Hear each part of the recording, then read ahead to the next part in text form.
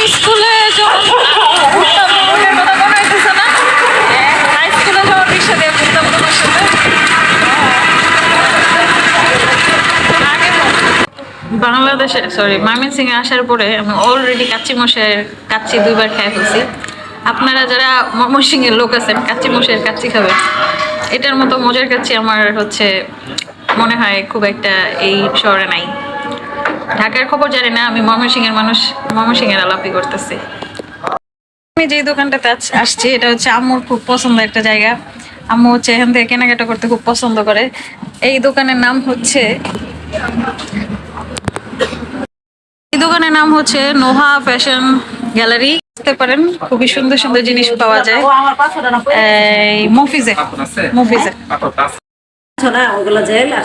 তোমার তোমার ইয়ে কোন জায়গার কফি সবচেয়ে পছন্দ আমার একটু বলো।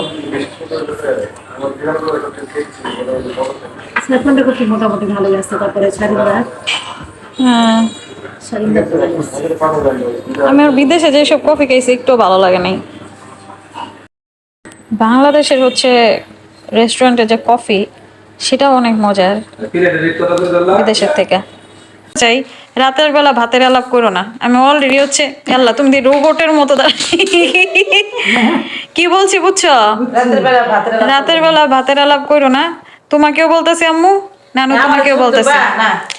আম্মুর সাথে হইতেছে বাহিরে ঘোরাঘুরি শেষ, মানে ময়মনসিংহের তো চেঞ্জ হয় নাই, এখনো হইতেছে প্রচুর গাড়ি ঘোড়া। রাস্তার মধ্যে হচ্ছে 2 গাড়ি যেখানে যাওয়ার কথা 4 গাড়ি যাইতেছে। আমি ভাবছিলাম যে স্বাধীন বাংলাদেশে অনেক কিছু পাল্টে গেছে, বাট আমার ধারণা সম্পূর্ণ ভুল।